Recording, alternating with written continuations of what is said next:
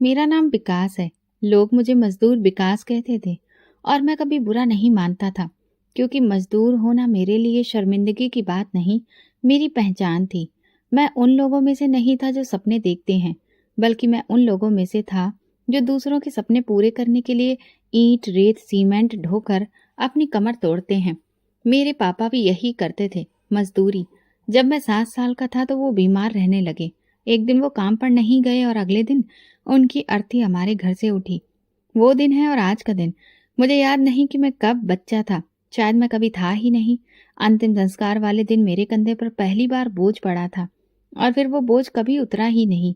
घर में 4 ही लोग रह गए थे, मेरी माँ, मेरी 2 छोटी बहनें और मैं। माँ ने रो रो कर आंखें सुजा ली, लेकिन ये आंसू हमारे किसी काम नहीं आए। बहनें छोटी थीं, कुछ समझ नहीं आता था कि क्या करें, कहाँ जाएं। एक दिन माँ ने मुझे गोद में बिठाया, मेरे सिर पर हाथ फेरा और कहा, अब तू ही अपनी बहनों का भाई भी है और पिता भी। बस वो दिन था। मैं स्कूल से निकल गया। मैट्रिक से पहले ही हाथ में बेलचा आ गया। दिन में मिट्टी खोदता, रात को मिट्टी की तरह बिस्तर पर गिर पड़ता। दूसरे लड़के जब अपनी किताबों की बातें करते तो मैं सोचता, काश मेरे हाथ में भी कलम होती। लेकिन मेरे हाथ में बेलचा था और जेब में एक पर्ची जिस पर ठेकेदार का फोन नंबर लिखा था। माँ को कई बार बुखार हो जाता, कभी कभी तो लगता जैसे वो हमें छोड़कर चली जाएंगी, लेकिन वो जमी रही। बस यही कहती, मेरी बच्चियों के हाथ पीले होने तक मैं जिंदा रहूंगी। और मैं चुपचाप सुन लेता, क्योंकि मेरे पास कहने को कुछ नहीं था। एक दिन एक रिश्तेदार ने कहा, विकास, तुम अब जवान हो गए हो, शादी कर लो। मैंने हंसकर कहा, शादी?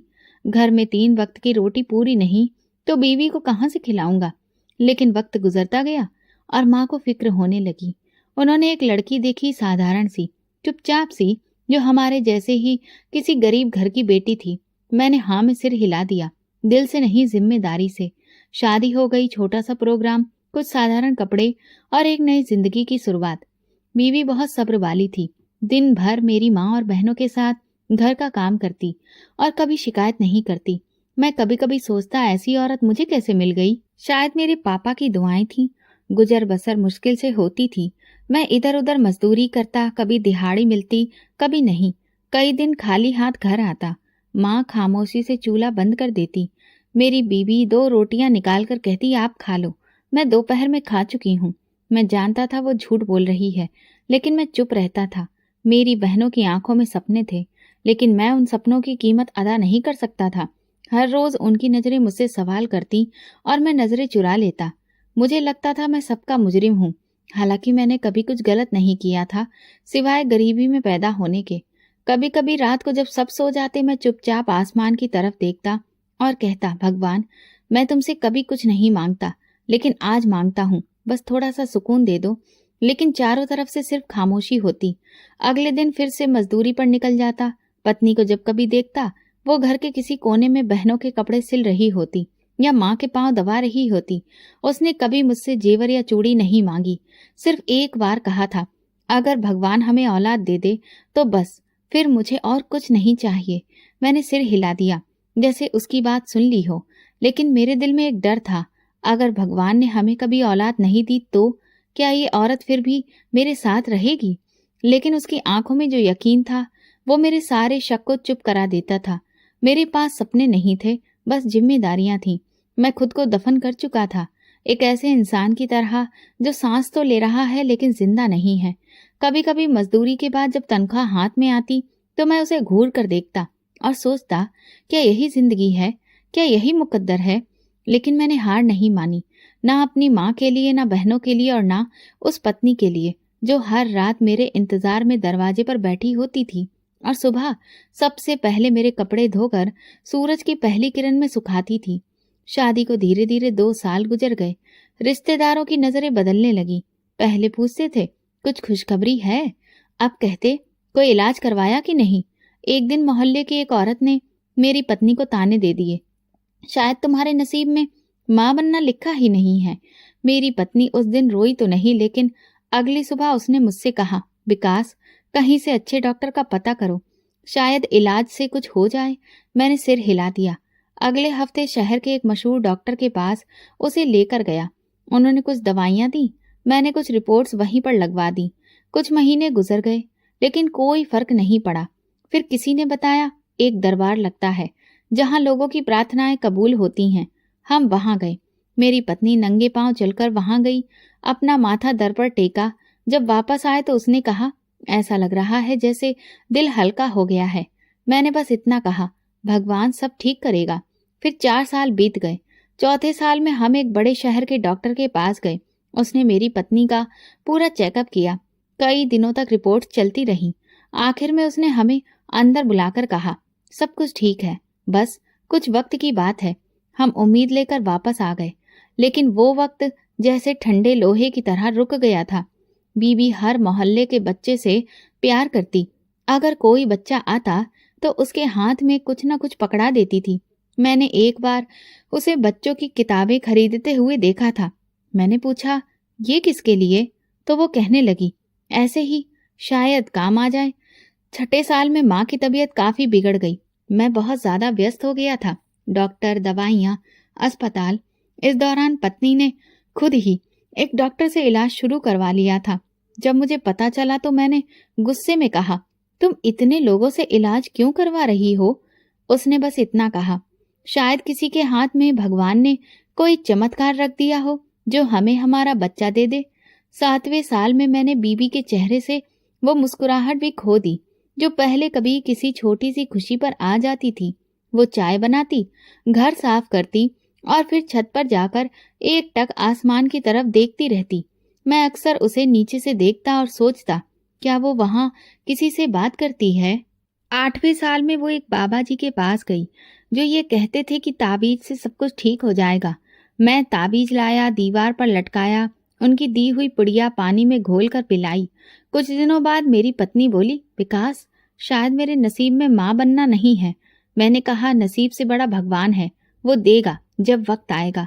9वें साल में मेरी बहनों की शादी की बातें होने लगी, लेकिन लोग सवाल करते, भाई के यहाँ तो अभी इतने साल बाद भी कोई औलाद नहीं हुई। वे ऐसे रहते जैसे ये कोई बहुत बड़ा नुक्स हो। मैं इनकार में सिर हिलाता और वे वापस मुड़ जाते। एक दिन पत्नी बाजार से लौटते हुए रास्ते में रो पड़ी। एक औरत ने उससे पूछा, तुम्हारा बच्चा कहाँ है? तो वो खामोश रही। जब वो घर लौटी तो मैंने देखा कि उसकी आंखें लाल थीं। मैं कुछ कह नहीं सका, बस पानी का गिलास दिया। वो चुपचाप पीकर सो गई। 10वें साल हम दोनों में बातें कम हो गई थीं। अब वही पुराना रूटीन था, सुबह काम, शाम की खामोशी और हर रात एक सवाल जो आंखों में होता, जुबान पर नहीं आता। लेकिन एक रात कुछ बदला। मैं छत पर बैठा था, वो मेरे पास आकर बैठ गई और देर तक चुपचाप रही। फिर बोली, विकास, अगर हमारे नसीब में औलाद नहीं है तो क्या तुम कभी सोचोगे कि मेरी वजह से ये कमी है? मैंने कहा, नहीं, तुम ही मेरी पूरी दुनिया हो। वो थोड़ा सा मुस्कुराई और कहा, फिर मुझे दुआ के सहारे जीने दो, शायद कोई चमत्कार हो जाए। मैंने उसकी तरफ देखा। पहली बार लगा दुआ वाकई में एक उम्मीद होती है, दवा नहीं, लेकिन दवा से ज्यादा ताकतवर। हमने उस रात एक साथ आसमान की तरफ देखा, जैसे हम दोनों ने पहली बार मांगा हो। एक नन्ही सी हंसी, एक छोटे से कदम की चाहत जो हमारे सन्नाटे को तोड़ दे। फिर एक सुबह थी, सब कुछ साधारण सा लग रहा था। मैं अपने काम पर जाने के लिए जूते पहन रहा था कि पत्नी ने कहा, विकास, जाते जाते जरा बाजार से कुछ चीजें लेते आना। मैंने चौंक कर देखा, वो थोड़ी घबराई हुई लग रही थी। मैंने पूछा, सब ठीक तो है? उसने नजरें चुराकर कहा, हाँ, बस यूं ही तबीयत कुछ अजीब सी लग रही है। वो दिन गुजर गया। अगले दिन भी उसकी तबीयत कुछ ठीक नहीं थी। शाम को लौटा तो उसके हाथ में एक रिपोर्ट थी। मैं काम से आ रहा था, पसीने में भीगा हुआ। दरवाजे पर वो खड़ी थी, मुस्कुरा रही थी। उसने वो रिपोर्ट मेरे हाथ में पकड़ा दी। मैंने सवालिया नजरों से उसे देखा। वो कहने लगी, तुम पापा बनने वाले हो। मेरे कानों में जैसे घंटियां बजने लगी। जमीन पर जैसे मेरे लिए फूल उगाए हों। मेरे पैरों के नीचे फूल थे। मैंने दोबारा से उस कागज को देखा, जैसे कि मुझे भरोसा ही नहीं हो रहा हो। वो हंस रही थी और मैं खामोशी से उसे देख रहा था, जैसे कोई सपना आंखों के सामने जिंदा हो गया हो। मैं उस लम्हे कुछ बोल ही नहीं पाया, बस बाहर निकला और सीधा मंदिर गया। वहां सिर झुकाया और काफी देर तक हाथ जोड़े बैठा रहा। पंडित जी ने मेरे कंधे पर हाथ रखा। सब ठीक है विकास? मैं खड़ा हुआ, आंखों में आंसू थे। बस इतना कहा, भगवान ने आज मेरी सुन ली है। वापसी पर मैं सबसे पहले पत्नी के लिए फल लाया, फिर मोहल्ले के 2 बच्चों को 5-5 रुपए दिए। वो खुशी मेरे लिए किसी खजाने से कम नहीं थी। अगले दिन काम पर गया, लेकिन दिल वहीं घर पर अटका रहा। दोपहर में ठेकेदार से छुट्टी मांगी। उसने वजह पूछी। मैंने कहा मैं पिता बनने वाला हूँ। वो मुस्कुराया, जेब से 500 रुपए का नोट निकाला। ये मेरी तरफ से मिठाई। इस शाम मोहल्ले की दुकान से मैं मिठाई खरीदी, 2 किलो बर्फी, आधा किलो लड्डू, कुछ जलेबियां। दुकानदार हैरान होकर बोला, आज क्या बात है विकास भाई? मैंने कहा, प्रार्थनाओं का फल मिल गया है। वो कुछ समझ नहीं पाया, लेकिन खुशी मेरे चेहरे से टपक रही थी। मैंने मोहल्ले के हर घर में जाकर मिठाई बांटी। कुछ नहीं पूछा, कुछ ने कहा कि बस आशीर्वाद मिला। मेरी माँ ने जब मिठाई का डिब्बा देखा तो आंखें फैली। विकास, तुम सच कह रहे हो? मैंने सर हिलाया। वो बोली, शुक्र है भगवान का, उसने आखिरकार सुन ली। अब मेरी पत्नी की सेहत का ख्याल रखना मेरी जिंदगी का मकसद बन गया था। हर हफ्ते उसका चेकअप करवाता था। फल, दूध, अच्छा खान पान। एक दिन पत्नी ने कहा, विकास इतना खर्चा मत करो, अभी तो बहुत वक्त है। मैंने कहा, ये वक्त ही तो सबसे कीमती है। मैंने एक लम्हा भी बर्बाद नहीं करना चाहता था। पैसे जमा करने शुरू कर दिए थे। हर दिहाड़ी का कुछ हिस्सा अलग रखना शुरू कर दिया था। जरूरी चीजों में ही खर्च करता। पुराने कपड़ों पर ही गुजारा करने लगा था। काफी खर्च कम हो गए थे, लेकिन चेहरे पर अब खुशी बढ़ गई थी। रात को सोते वक्त पत्नी के पेट पर हाथ रखकर मैं खुशी खुशी सोता था। एक दिन वो बोली, क्या सोचते हो? मैंने कहा, मैं ये सोच रहा हूँ कि हमारा बच्चा कैसा होगा, तुम्हारे जैसा या मेरे जैसा। वो हंसने लगी। किसी पर भी जाए, बस सेहतमंद हो, बाकी भगवान सब ठीक करे। धीरे धीरे महीने गुजरते गए। हर महीने की रिपोर्ट मेरे दिल की धड़कन से जुड़ी होती। कभी मामूली कमजोरी, कभी चक्कर, लेकिन हम दोनों पहले से मजबूत हो गए थे। रिश्तेदार जो पहले ताने देते थे, अब बधाई देने आने लगे थे। कई लोग प्रार्थना के लिए हाथ उठाते, जैसे उनके दिल का बोझ भी हल्का हुआ हो। 7वें महीने में मैंने अपनी पत्नी के लिए एक छोटी सी कुर्सी खरीदी, जो आरामदेह थी। उस पर बैठकर वो स्वेटर बुनने लगी। छोटे साइज के स्वेटर, छोटे छोटे मोजे, टोपियां। एक दिन मैंने उससे पूछा, इतनी जल्दी? वो बोली, मुझसे इंतजार ही नहीं हो रहा। मैंने भी एक छोटा सा संदूक खरीदा। उसमें बच्चे के लिए चीजें रखना शुरू कर दी। एक छोटा सा झूला, कपड़े, कुछ खिलौने। मोहल्ले के कुछ लोगों ने दिल खोलकर आशीर्वाद दिया। कुछ ने पुरानी चीजें भी दे दी। मेरे लिए वो सब किसी कीमती खजाने से कम नहीं था। 9वें महीने तक मेरे घर का हर कोना पूरी तरह से मुस्कान से भर गया था। मेरी माँ रात को जाग जाग कर भगवान से प्रार्थना करती। बहनें जो कभी चुप रहती थीं, अब बच्चों के लिए नए नए नाम सोचती थीं। फिर वो दिन भी आ गया जिसका मैं बरसों से इंतजार कर रहा था। मेरी पत्नी को दर्द शुरू हुआ तो मैं उसे तुरंत ही अस्पताल लेकर गया। सर्दियों की सुबह थी। सूरज अभी पूरी तरह से निकला भी नहीं था। माँ भगवान के आगे बैठकर पूजा कर रही थी। बहनें घबराई हुई थी और मैं खुद भी कुछ समझ नहीं पा रहा था।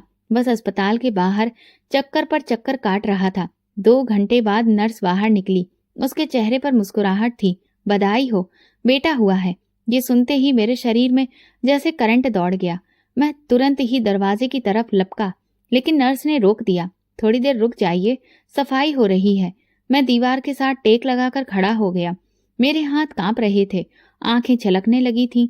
थोड़ी देर बाद अंदर जाने की इजाजत मिली। कमरे में दाखिल हुआ तो पत्नी कमजोर लग रही थी, मगर चेहरे पर अजीब सी रोशनी थी। उसके पहलू में छोटा सा बच्चा लिपटा हुआ लेटा था। गुलाबी सा चेहरा, काले काले बाल, सांस लेता हुआ बिल्कुल एक खूबसूरत जिंदा हकीकत। मैंने धीरे से उसके नन्हे हाथों को छुआ। वो हल्का सा ताकत लगाकर दोबारा सुकून से सो गया। मेरी पत्नी बोली, देखो ये तुम पर गया है ना?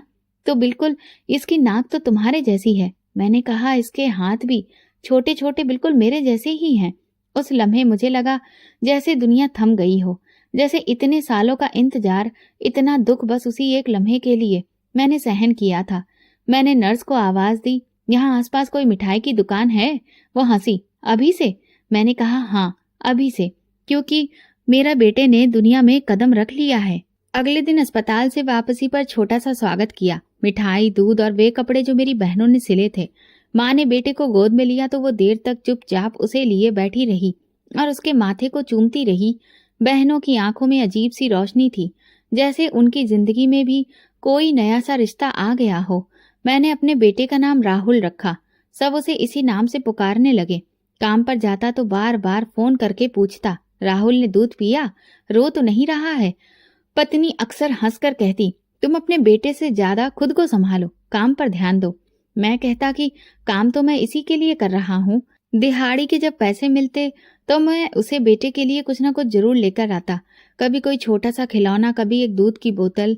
मुझे लगता कि ये चीज नहीं, मेरी मोहब्बत है जो मैं उस पर वार रहा हूँ। घर और काम के बीच में जिम्मेदारियां बढ़ गई थीं। सुबह काम पर निकलता तो सूरज पूरी तरह से निकला हुआ भी नहीं होता। शाम को वापसी पर कमर सीधी करने की फुर्सत भी नहीं मिलती थी। बीवी के लिए दवा, माँ के लिए दवाइयाँ, बहनों के लिए छोटा मोटा सामान, सब कुछ मेरी जेब और वक्त से बाहर था। लेकिन मैं कभी भी नहीं रुका। एक दिन मैंने बहनों को बात करते हुए सुना, हमारी उम्र निकलती जा रही है, विकास भैया के बस में हो तो हमारी शादी भी हो जाए। माँ चुपचाप बैठी थी, शायद उनके दिल में बहुत कुछ था लेकिन जुबान पर नहीं।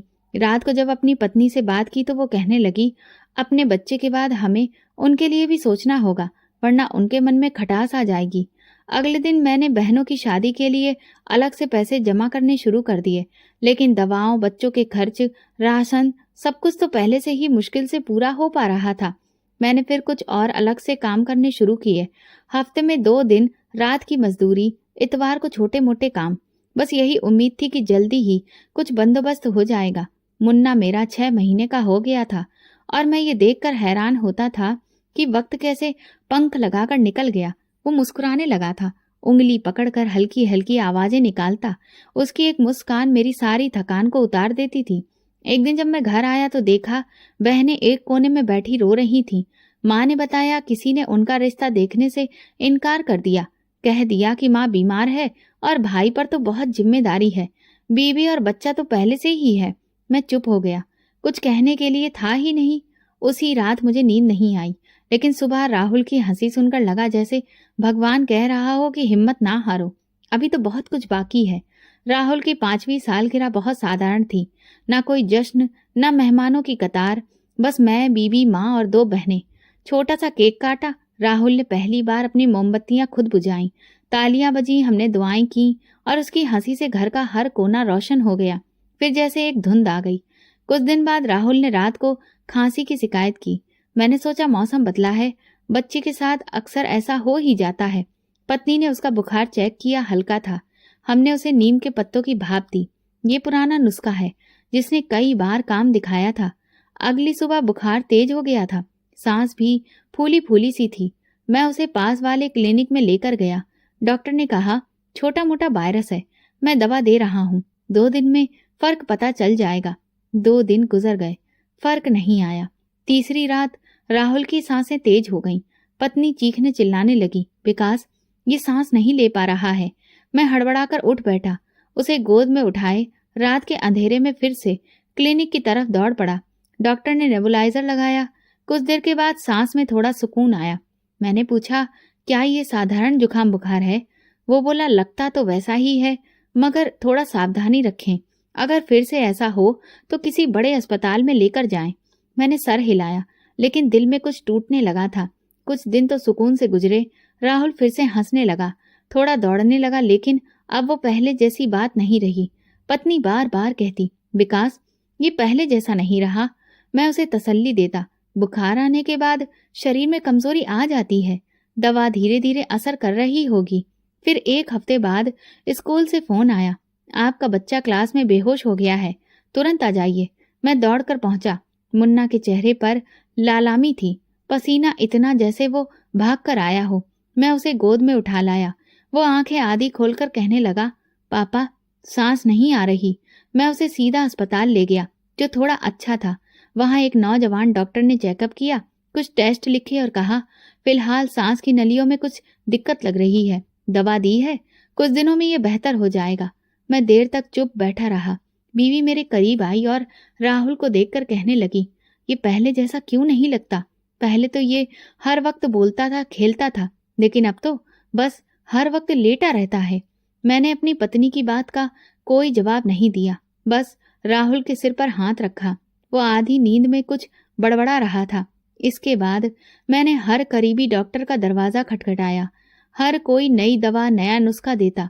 मैं दवाओं का थैला घर लेकर आता और हर बार पत्नी सवाल करती, क्या इस बार ये दवा काम करेगी? मैं थकने लगा था, काम पर ध्यान नहीं जाता था। मन में बस एक ही ख्याल आता, मेरे बच्चे को क्या हो रहा है? वो दिन ब दिन कमजोर हो रहा था। उसे गोद में उठाना पहले खेल जैसा होता था, अब बोझ लगने लगा था। उसकी टांगें झूलने लगती थीं, बाजू पतले होते जा रहे थे। एक दिन पत्नी ने कहा, विकास, अब हमें बड़े अस्पताल में क्यों नहीं जा रहे हैं? तुम देख रहे हो कि यहाँ के इलाज से कुछ भी नहीं हो रहा। मैं खामोश रहा। जब मेरे पास इतना कुछ भी नहीं था तो प्राइवेट अस्पताल में जाने का मतलब था हजारों रुपए, और मेरे पास तो सिर्फ थोड़े पैसे थे। लेकिन अगली ही सुबह वही हुआ जिसने मेरे पैरों तले की जमीन खींच ली। राहुल को अचानक बहुत तेज बुखार आया। उसकी सांस उखड़ गई और वो इतना कमजोर हो चुका था कि सीधे बैठने की ताकत भी नहीं रही थी। पत्नी ने कपड़े बदलते हुए चिल्लाना शुरू किया, विकास, ये क्या हो रहा है? ये तो 2 कदम भी नहीं चल पा रहा। मैंने उसी वक्त फैसला किया, कुछ भी हो उसे शहर के बड़े अस्पताल लेकर जाना है। घर में मौजूद सारे पैसे समेटे, पत्नी की 2 पुरानी चूड़ियां रखी, बहनों से माफी मांगी और बेटे को गोद में उठाकर अस्पताल की तरफ निकल पड़ा। रास्ते में राहुल की आंखें बंद होने लगीं। मैंने उसके गाल पर थपकी दी। राहुल, देखो, पापा है तुम्हारे साथ। अभी डॉक्टर आंटी तुम्हें ठीक कर देंगी। बस थोड़ा सा और सब्र कर लो। वो कमजोर सा मुस्कुराया, जैसे कि मुझे हिम्मत देने की कोशिश कर रहा हो। शहर अभी दूर था, लेकिन मेरे दिल में बस एक ही प्रार्थना थी, बस अस्पताल पहुंचने तक वो जागता रहे। शहर के अस्पताल पहुंचते पहुंचते शाम हो चुकी थी। राहुल का शरीर पसीने से भीगा हुआ था। सांस इतनी तेज थी जैसे हर सांस किसी पत्थर को उठाकर ला रही हो। पत्नी की गोद में वो बेसुध सा पड़ा था और मेरी नजरें गेट पर लगी थी, जहां अंदर जाने की इजाजत एक रजिस्ट्रेशन और रकम से जुड़ी हुई थी। मुख्य गेट पर पहुंचे तो वहां कागजात भरवाए गए। डॉक्टर को दिखाया गया। नर्स तुरंत राहुल को इमरजेंसी रूम में लेकर गई। हम दोनों बाहर बैठे थे। सांसें रुकी हुई थी। दिल तो जैसे हाथ में आ गया था। कुछ देर बाद डॉक्टर बाहर आया। उसका चेहरा गंभीर था। वो बोला, हमने उसका चेकअप कर लिया है, तुरंत ही उसे एडमिट कराना होगा। दिल के बॉल्व में रुकावट है, तुरंत ऑपरेशन करना होगा। मेरी पत्नी ने डॉक्टर का बाजू पकड़कर पूछा, क्या वो बच जाएगा? डॉक्टर ने पलकों को झुकाते हुए कहा, अगर वक्त पर इलाज हो गया तो हाँ, लेकिन देर हुई तो फिर हम कुछ नहीं कह सकते। डॉक्टर ने एक कागज पर रकम लिखकर दे दी, साथ में फार्मेसी की पर्ची भी। मैंने पर्ची को हाथ में लिया और उसे देखा, जैसे कि वो कोई बारूद हो। आंखें बार बार उस रकम को देख रही थीं, जो मेरी साल भर की कमाई से भी ज्यादा थी। बीवी ने पूछा, क्या लिखा है? मैंने पर्ची छुपा ली। कुछ दवाई लेनी है, तुम बैठो, मैं लेकर आता हूँ। मैं अस्पताल से निकला तो रास्ता धुंधला हो रहा था। सड़क पर गाड़ियां अपनी रफ्तार से चल रही थीं। लोग अपनी दौड़ में व्यस्त थे और मैं एक ऐसी दौड़ में था जिसका अंजाम नजर नहीं आ रहा था। सबसे पहले अपने ठेकेदार के पास गया। उसने सुनकर अफसोस जताया, विकास, तुम तो जानते हो कि इस महीने तनख्वाह रुकी हुई है। मैं खुद उधार में चल रहा हूँ। मैं खामोशी से उठा, बाजार में जानने वाले दुकानदार के पास गया। वो पुराना जानने वाला था, कई बार सामान उधार दिया था। इस बार बोला, विकास भाई, दिल तो कहता है कि मदद करूं, लेकिन पिछली बार भी रकम लौटाने में तुम्हें 6 महीने लग गए थे। मैंने एक आह भरी, इस बार बच्चा मर जाएगा। तब भी क्या 6 महीने काफी होंगे? उसने नजरें झुका ली, लेकिन रकम नहीं थी। इसके बाद कई गलियों में कई दरवाजों पर दस्तक दी। एक ने कहा, मेरे बच्चे भी बीमार हैं। दूसरे ने कहा, पापा की दवाइयां लानी पड़ती हैं। कोई दरवाजा उम्मीद नहीं बन सका। पत्नी का फोन आया, विकास, डॉक्टर पूछ रहे हैं कि पैसों का क्या बंदोबस्त है। मैंने कहा, मैं रास्ते में हूँ, कुछ ना कुछ हो जाएगा। एक लम्हे को मैं रुका और सोचा, क्या किसी रिश्तेदार के पास जाऊं? लेकिन वही लोग जिन्होंने बहन के रिश्तों से भी इनकार कर दिया, वे पैसे क्यों देंगे? फिर भी मैं गया। मामा के घर पहुंचा, घंटी बजाई, दरवाजा खुला। उन्होंने सुना, अफसोस जताया, ये सब भगवान की मर्जी है, प्रार्थना करो, सब ठीक हो जाएगा। मैंने कहा, प्रार्थना के साथ साथ दवा भी चाहिए, लेकिन उसके लिए रकम नहीं है। वो बोले, मेरी बेटी की शादी है, खर्चा बहुत हो रहा है। मैंने हल्की सी हंसी हंसी तो मेरा बेटा शायद नसीब में नहीं था। वो चुप हो गए। मैं दरवाजे से पलट गया। अब जो बची थी वो थी माँ। फोन मिलाया, माँ, जेवर या सामान रख दो किसी के पास, रकम की जरूरत है। तभी आवाज आई, बेटे, तेरे बाप के जमाने की कुछ चीजें हैं, देखती हूँ, शायद कुछ काम आ जाए। मैं देर रात तक भागता रहा। जो थोड़े बहुत पैसे जुटाए उनसे दवाइयाँ खरीदी अस्पताल पहुंचा, नर्स बोली, सर कल तक रकम जमा हो जानी चाहिए। पत्नी ने कुछ पूछा नहीं, सिर्फ बेटे के सिर पर हाथ फेरती रही। उसकी सांसें पहले की तरह ही भरी हुई थी, जैसे हर लम्हा खुद को किसी कैद से छुड़वाना चाहता हो। मैं चुप बैठा रहा। सुबह सूरज निकला। मैं समझ चुका था अब सिर्फ एक चमत्कार ही मेरे बेटे को बचा सकता है, या कोई ऐसा हाथ जो बिना सवाल के थामा जाए। और वो हाथ अभी तक कहीं नजर नहीं आया था। रात के आखिरी पहर तक मैं अस्पताल की गैलरी में बेमकसद चलता रहा। डॉक्टर की बातें मन में गूंज रही थीं। कल सुबह तक रकम नहीं पहुंची तो हम कुछ भी नहीं कर पाएंगे। पत्नी एक कोने में बैठी थी, बेटे का सिर गोद में रखा हुआ, और मैं एक ऐसी जंग में था जिसका हथियार मेरे हाथ में नहीं था। सुबह होने को थी। रोशनी ने अंधेरे को धकेलना शुरू किया तो दिल में कुछ और डूबने लगा। मैंने खुद को कमरे से बाहर निकाला, पार्किंग में जाकर बेंच पर बैठ गया। ठंडी हवाएं चेहरे को छू रही थी। तभी याद आया, घर में पापा का एक पुराना हथियार पड़ा है। कभी वो हिफाजत के लिए रखा था, अब जरूरत कुछ और थी। पत्नी को बताया, मैं पैसों का बंदोबस्त करने जा रहा हूँ, तुम फिक्र मत करो। वो कुछ न बोली। शायद वो भी किसी चमत्कार की उम्मीद छोड़ चुकी थी। मैं ऑटो में बैठा और सीधा गांव गया। स्टोर रूम में पहुंचा, लकड़ी की पुरानी अलमारी खोली, कपड़ों के नीचे लिपटी हुई चीज निकाली, हाथ में पकड़ी तो हथेली कांप गई। पापा की आवाज कानों में गूंजी, ये सिर्फ जरूरत पड़ने पर ही उठाना, वरना ये चीज कभी जिंदगी बचाती नहीं, बिगाड़ देती है। मैंने आंखें बंद की, खुद को समझाया, पापा अब ये वक्त जरूरत से भी आगे जा चुका है। मैंने उसे कपड़े में लपेटकर जेब में रखा और शहर की तरफ निकल गया। सड़क की शुरुआती रास्ते पर आकर मैं सड़क किनारे रुक गया। मंदिर से आरती की आवाजें आ रही थीं, लोग आ जा रहे थे, लेकिन मैं सड़क किनारे खड़ा अपनी किस्मत का हिसाब किताब कर रहा था। आती जाती गाड़ियों को देखता रहा, जैसे किसी इशारे का इंतजार हो। कुछ देर बाद एक सफेद गाड़ी आती दिखाई दी, जिसकी रफ्तार हल्की थी। अंदर एक औरत और एक ड्राइवर था। मैंने हाथ दिया, गाड़ी रुक गई। ड्राइवर ने शीशा नीचे किया। जी भाई साहब, लिफ्ट चाहिए, बहुत इमरजेंसी है। ड्राइवर कुछ कहने ही वाला था कि पीछे बैठी औरत ने कहा, बेचारे को बिठा लो, पता नहीं कितनी मजबूरी है। मैं फ्रंट सीट पर बैठ गया। गाड़ी चलने लगी। मैं चुपचाप बैठा रहा। थोड़ी दूर जाकर मैंने धीरे से जेब से पिस्तौल निकाली और सीधा ड्राइवर की तरफ की।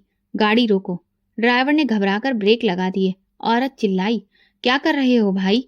मैं पीछे पलटकर बोला, जो कुछ भी तुम्हारे पास है सब निकालो, जेबर, पैसे, जो भी हो, जल्दी करो। औरत ने हाथ जोड़ लिए। भगवान का वास्ता है, मेरे पास कुछ भी नहीं है। ये सारे पैसे मेरी बेटी के इलाज के लिए हैं। उसके दिमाग में चोट लगी है, मैं अभी अस्पताल ही जा रही हूँ। मैंने कठोर लहजे में कहा, मुझे कोई फर्क नहीं पड़ता कि तुम्हारे साथ क्या हो रहा है। मेरा बेटा भी इस वक्त अस्पताल में है और उसके दिल के बल्ब बंद हो चुके हैं, वो मर रहा है। औरत की आवाज कांपने लगी। मैंने सब कुछ बेचकर ये पैसे जमा किए हैं। अगर मैं वक्त पर नहीं पहुंची तो मेरी बेटी नहीं बचेगी। प्लीज हम पर रहम करो। मैं गरज कर उसकी तरफ बोला, बस बहुत सुन लिया, ब्रीफ केस दो। ड्राइवर कुछ कहने को हुआ तो मैं चिल्लाकर बोला, अगर तुम बोले तो तुम्हें यहीं खत्म कर दूंगा। मैं पीछे मुड़कर एक बार भी नहीं देखा। बंदूक की नोक पर एक बाइक वाले के पीछे बैठा और पूरी रफ्तार से उससे बाइक दौड़ाने को बोल दिया। बीच रास्ते से उतरकर मैं तेजी से अस्पताल की ओर दौड़ गया। उस पल मुझे कुछ भी सुनाई नहीं दे रहा था, बस दिल में एक ही बात गूंज रही थी, मेरा राहुल बच जाए, मेरा बेटा बच जाए। उसी शहर में उसी दिन 2 बच्चे मरने के करीब थे। एक को बचाने के लिए मैंने दूसरे की उम्मीद छीन ली थी। मुझे ये समझ आ चुका था, लेकिन शायद कुछ समझने के लिए बहुत देर हो चुकी थी। अस्पताल पहुंचते ही मैं इमरजेंसी की खिड़की पर लपका, बैग मेज पर रखा और सांस चढ़ाते हुए बोला, रकम लाया हूँ, तुरंत डॉक्टर को जानकारी दे। नर्स ने हैरानी से मेरी ओर देखा, पर्ची ली, बैग देखा और तुरंत फोन उठाया। 2 मिनट बाद डॉक्टर आया, कागजात देखे, पेमेंट की रसीद देखी और बोला, ठीक है, बच्चे को तुरंत ऑपरेशन थिएटर में ले जा रहे हैं। मैं पत्नी की तरफ मुड़ा, वो बेटे के चेहरे को बार बार प्यार से सहला रही थी। डॉक्टर ने कहा, अब आप लोग बाहर इंतजार करिए। पत्नी ने आंखों में आंसू लिए बेटे के माथे पर आखिरी बार हाथ रखा और नर्स के साथ वो अंदर चला गया। हम दोनों दरवाजे के बाहर बेंच पर बैठकर अस्पताल के हालातों को देख रहे थे। कदमों की आवाज, मरीजों की कराहट, सब जैसे किसी फिल्म की आवाजें थीं और हम एक सीन में पत्थर जैसे बैठे थे। 4 घंटे गुजर गए। हर गुजरते मिनट के साथ दिल की धड़कन तेज होती जा रही थी। मैं एक बार फिर अस्पताल के मंदिर के कोने में जा बैठा। कुछ भी मांगने का ढंग भूल चुका था। बस खामोशी में आंखें बंद करके बैठा रहा। फिर अचानक एक नर्स ने आवाज दी, विकास जी, डॉक्टर साहब बुला रहे हैं। दिल जैसे गले में आ गया। मैं भागता हुआ गया। दरवाजा खुला, डॉक्टर मुस्कुरा रहा था। बधाई हो, ऑपरेशन कामयाब हो गया है। अब बस कुछ दिन आईसीयू में रहकर बच्चे को पूरी तरह आराम देना है। मैं बिना पलक झपकाए बस देखता रहा। शब्द गले में अटक गए थे।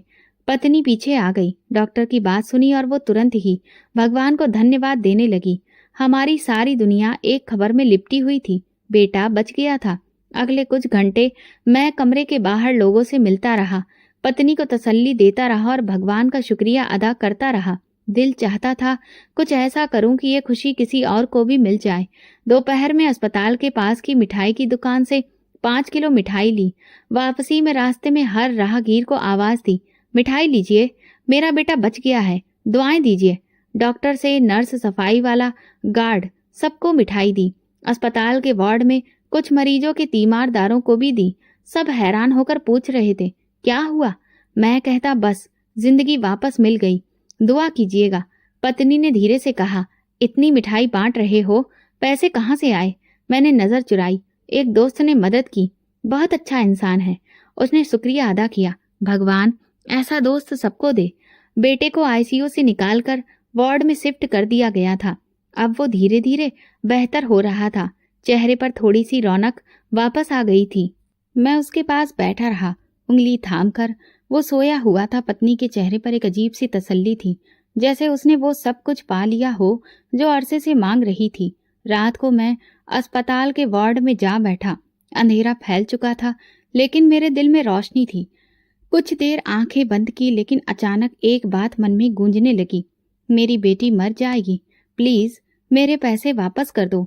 दिल में हलचल सी हुई, लेकिन मैंने ये ख्याल झटक दिया। खुद को समझाया, तुमने जो किया वो बस मजबूरी में किया था। तुम कोई चोर नहीं, एक बाप हो। अगर तुम ऐसा नहीं करते तो तुम्हारा बेटा मर जाता। लेकिन अंदर कोई था जो बार बार कहता, क्या एक जान बचाने के लिए दूसरी जान को छीनना जरूरी था? 2 दिन हो चुके थे। बेटा वार्ड में था, सांस नॉर्मल और चेहरे पर सुकून, और पत्नी की आंखों में वो चमक थी जो सिर्फ एक माँ महसूस कर सकती है। मैं रोजाना जल्दी अस्पताल पहुंचता, नर्सों से रिपोर्ट्स लेता, दवा चेक करता और कभी कभी दूसरे वार्ड के बच्चों के लिए खिलौने या मिठाई लेकर जाता था। मैं वो सब कुछ कर रहा था जो एक शुक्रगुजार बाप करता है। इस शाम मैं निचली मंजिल पर दवा लेने गया। वापसी पर राहदारी से गुजरते हुए एक तरफ कुछ शोर सुनाई दिया। दवा खाने के बाहर एक औरत की रोती हुई आवाज गूंज रही थी। वहां भीड़ लगी हुई थी। मैंने देखा तो एक तरफ रुक गया। कुछ अस्पताल का स्टाफ, कुछ मरीजों की तीमारदार, और बीच में वो औरत हाथ आसमान की तरफ उठाकर बद्दुआएं दे रही थी। जिसने मेरी बेटी के इलाज के पैसे लूटे, भगवान करे वो अपनी औलाद को तड़पते हुए देखे। भगवान करे कि वो कभी भी चैन से सो न सके। मैं उसकी आवाज सुन रहा था और पहचान गया। कदम पीछे हटाने चाहे, लेकिन ऐसा लगा कि जैसे पैर जमीन से जुड़ गए हैं। मैं दूसरी तरफ मुड़कर उसका चेहरा देखने की हिम्मत नहीं कर सका, लेकिन आवाज साफ थी। मेरी बेटी बस एक ऑपरेशन की दूरी पर थी, लेकिन मैं वक्त पर नहीं पहुंच सकी। खून बहुत बह चुका था। दिमाग की चोट ने उसे लील लिया। एक औरत ने पूछा, आपने डॉक्टर को फोन नहीं किया था क्या? वो औरत बोली, क्या बताती, मेरे पास पैसे नहीं थे।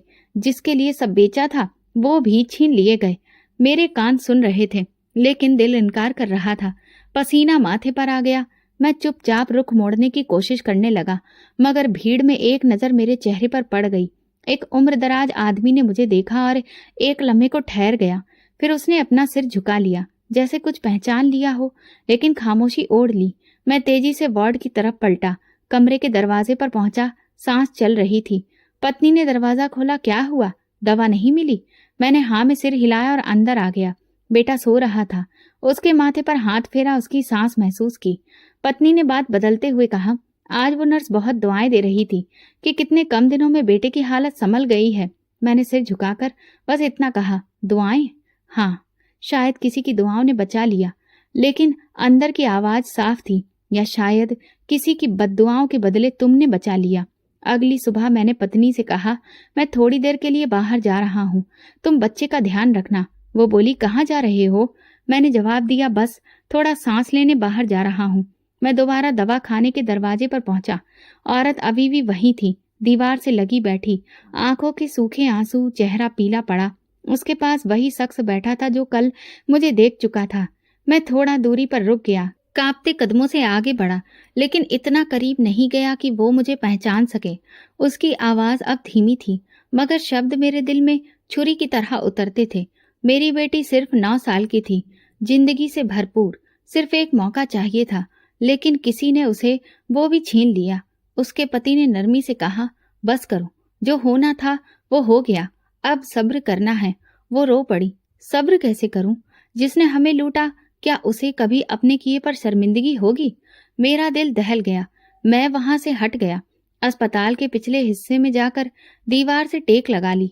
मेरी सांसें फट रही थीं और जमीर एक एक लम्हा याद दिला रहा था, वो ठीक है। वो ब्रीफ केस, वो आंखों की प्रार्थना और मेरी बेबसी। मैंने खुद से सवाल किया, क्या मैंने अपने राहुल को बचा लिया या फिर एक माँ से उसका बच्चा छीनकर अपनी औलाद को खरीद लिया?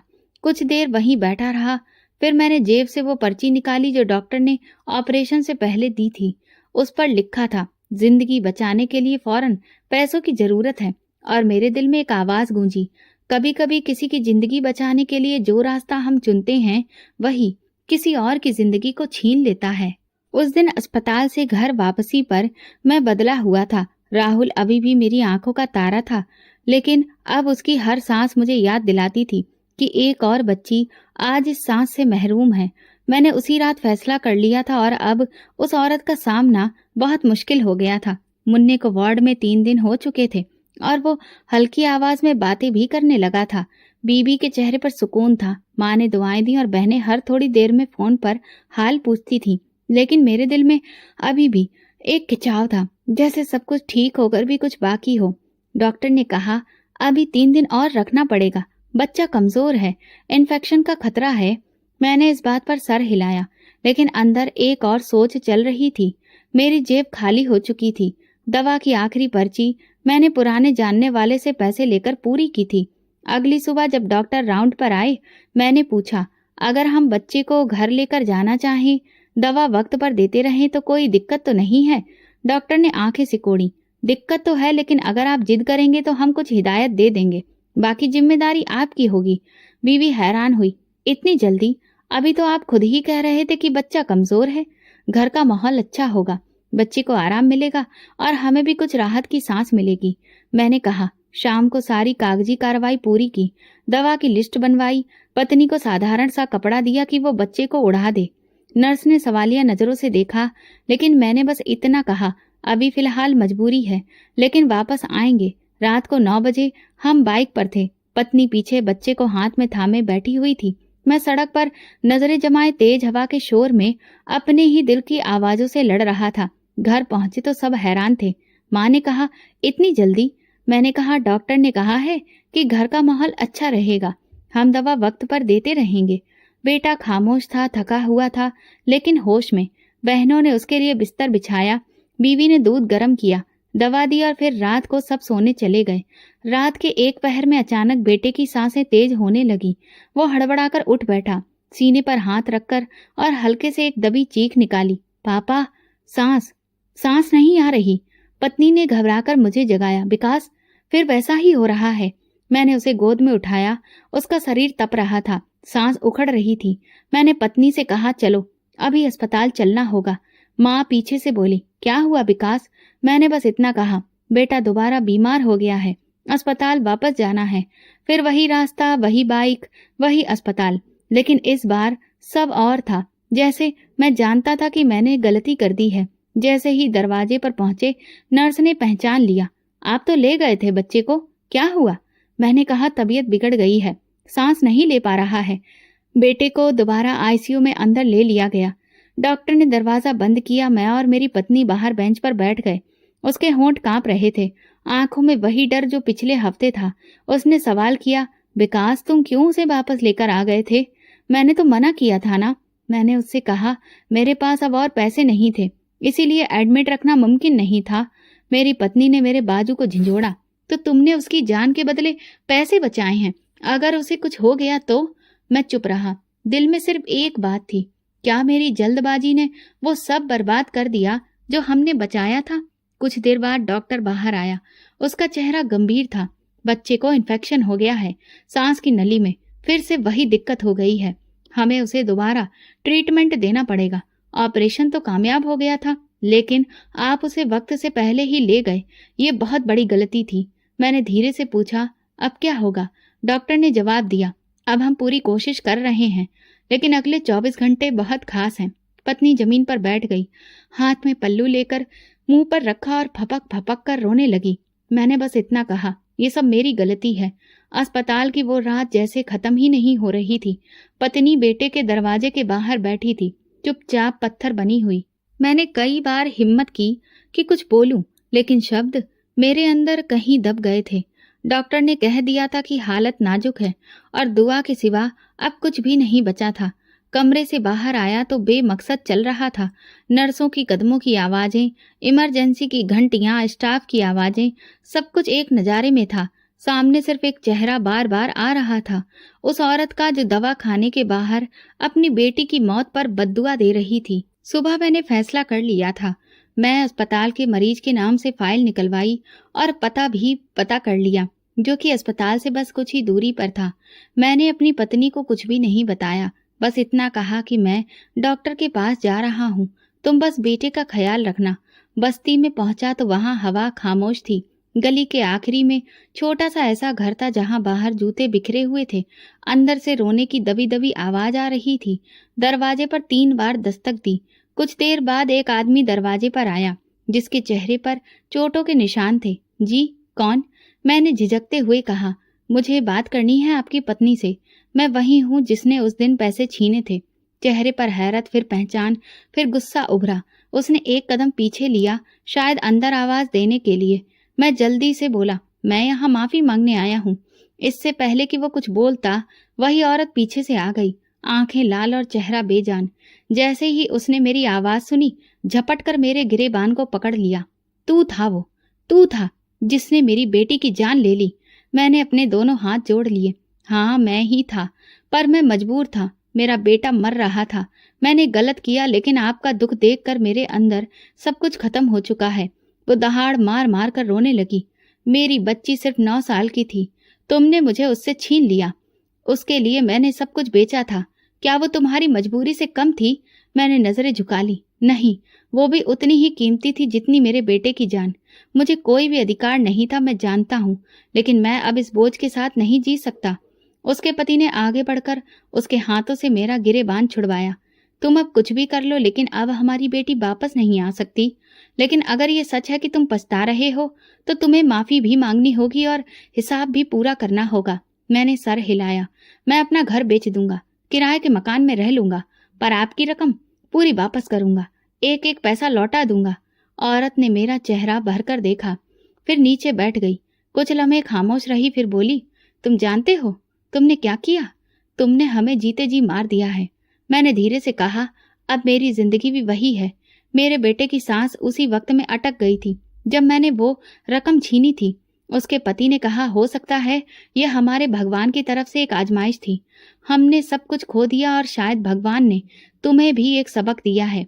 मैंने ब्रीफ केस से जितने पैसे बाकी थे वो निकाले और आगे बढ़ा। ये अभी के हैं, बाकी जैसे जैसे मुमकिन होगा दूंगा। औरत ने वो पैसे नहीं लिए, बस इतना कहा, इसे बच्चे के लिए रखना जिसे तुमने बचाया। मैं तुम्हें माफ करती हूँ, पर अगर तुम वादे से पलटे तो मेरा दिल कभी तुम्हें माफ नहीं करेगा। मैंने सर झुकाकर जमीन को देखा, फिर उनके पैरों को। शुक्रिया, आपने मेरे बच्चे को माफ कर दिया।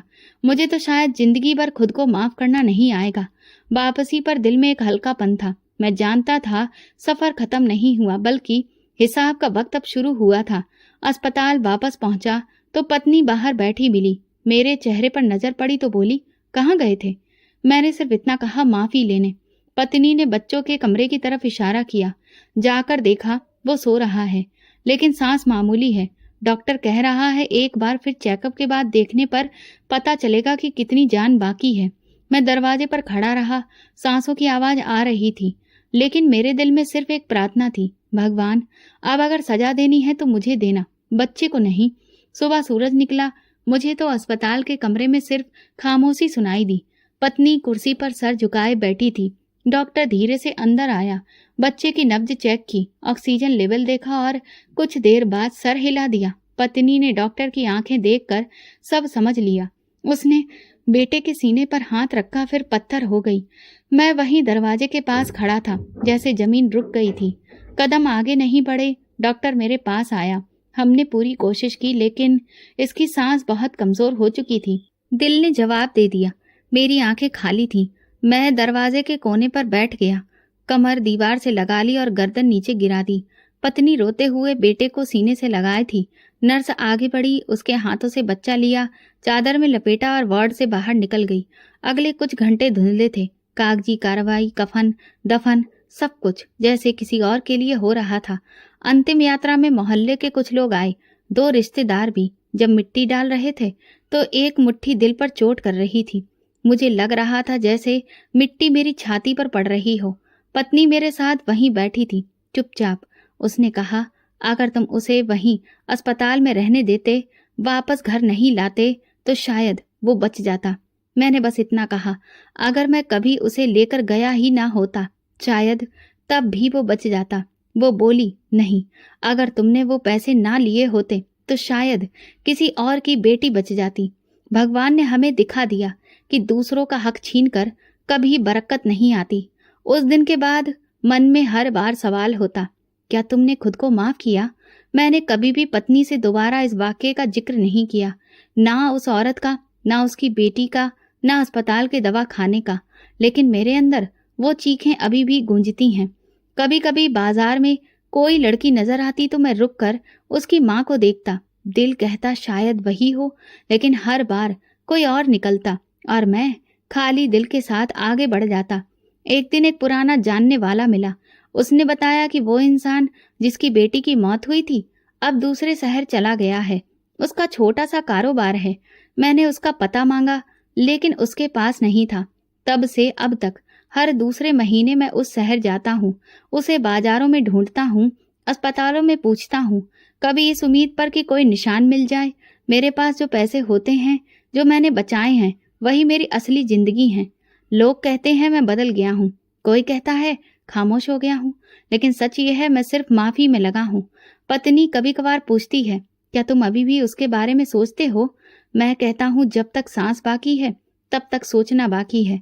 और आज जब आप ये कहानी सुन रहे हैं तो ये सिर्फ मेरी कहानी नहीं, ये मेरे ज़मीर की आवाज़ है।